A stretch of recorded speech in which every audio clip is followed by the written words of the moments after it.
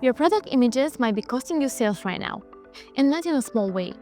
Research shows that 90% of the information transmitted to our brain is visual. And when someone lands on your listing, they are making a decision about your brand in milliseconds, not minutes, milliseconds.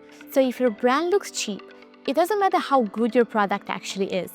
They've already scrolled past. Hi, I'm Bianca, and I spent years building brands for e-commerce sellers. I run an agency that grew to over $3 million in revenue, and now I'm one of the co-founders of Selluna, an AI image generator for e-commerce brands. I've seen hundreds of listings, hundreds of brands, and the same mistakes keep showing up. Today, I'm going to walk you through the 5 most common branding mistakes I see e-commerce brands make. These are the ones that silently kill your conversions, and most sellers don't even realize they are making them. Here's what we are covering. Visual inconsistency across your listings. Typography that undermines your positioning. Cluttered designs that scream discount.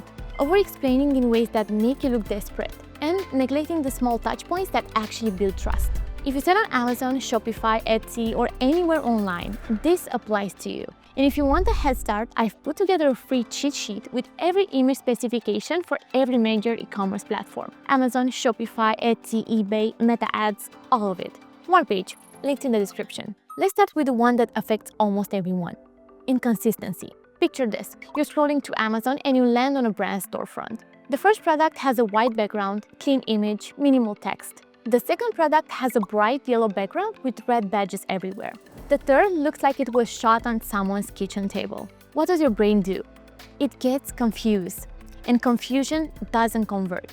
Now think about a brand like Aesop. Whether you see their product in a store, or their website, or in an Instagram ad, you know it's Aesop instantly. The amber bezels, the herbal style aesthetic, the typography, it's unmistakable. That consistency is strategy, and research backs this up. Studies from Nielsen Norman Group shows that users make trust assessments in milliseconds based on visual cues. If your brand looks different every time someone encounters it, you are resetting that trust to 0 each time. The fix is simple, but not easy. You need a brand system. Define colors, define fonts, a template for how your product images look, and then you apply it across every single SKU, every platform, every touchpoint. Consistency builds recognition. Recognition builds trust. Trust builds sales. If you have 50 products and they all look like they came from different brands, you don't have a brand, you have a catalog. The second mistake is typography. And I know this sounds like a small thing, but stay with me. Fonts speak before your words do. They carry meaning that most people feel but can't articulate. Serif fonts, the ones with small feet on the letters, signal tradition, credibility, established quality. Think the New York Times. Think heritage brands. Sans serif fonts feel modern, clean, approachable. Think Google. Think most tech companies. Script fonts suggest elegance, femininity, luxury when done well, and cheap greeting cards when done poorly. Here's what I see constantly. A brand selling premium wellness products using Comic Sans energy, or a playbook children's brand using corporate banking fonts. The mismatch is jarring, even if the customer can name why. The research is fascinating here. Different fonts actually activate different neural pathways. One study found that appropriate typography can increase perceived trustworthiness by up to 40%. This is the rule I follow. 2 fonts maximum, maybe 3 if you really know what you're doing. A heading font and a body font. That's it.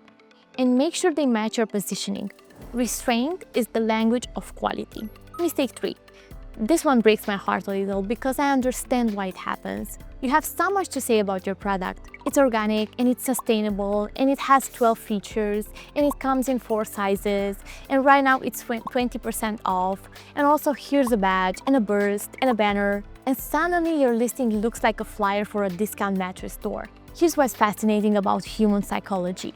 White space isn't empty space. It's breathing room. It signals confidence. It says, I don't need to shout because what I'm offering speaks for itself. Research from the Luxury Institute found that 68% of luxury brands use significant spatial openness in their visual communications. And it's not because they have nothing to say. It's because they understand that less noise means more impact. Think about the difference between walking into a discount store and walking into an Apple store. The discount store is packed, floor to ceiling, stuff everywhere. The Apple store has 12 products in the entire room. Which one feels premium? Luxury whispers. Because when you whisper, people lean in. If you are cramming information into your product images, you are not communicating more. You are communicating desperation. Mistake 4 is related, but different. Over-explaining. I see this in listings all the time. Premium quality materials, satisfaction guaranteed, best value for money, you won't regret this purchase. Every time you have to tell someone your product is high quality, you are implying that it might not be obvious. Think about it this way. When was the last time you saw a Rolex ad that said high quality watch? Or an Hermes bag with a tag that said luxury item, very premium? Never, because confidence doesn't explain itself. The brands that win don't justify, they present. They show you what they are and let you decide. This is especially true in your product images. If you need a text overlay that says premium in big letters, your imagery isn't doing its job. The more you explain, the less confident you appear. Let your product images do the talking. If it can't, fix the images first. The fifth mistake is the one almost nobody thinks about, the in-between moments. Everyone focuses on the main product images, maybe the infographics. But what about everything else? What does your packaging insert look like? Your order confirmation email, your shipping notification, your invoice. These feel like operational details, not brand details. But the truth is, every single touch point is a brand communication. Every single one. Think about the Apple unboxing experience. The weight of the box, the way it opens slowly, the satisfying peel of the plastic. That's not an accident, that's a brand experience design. Now think about the generic brown box with a crumbled receipt inside that most e-commerce brands ship. Which one creates loyalty? Charles Eames, the legendary designer, said something I think about constantly. The details are not the details, they make the design.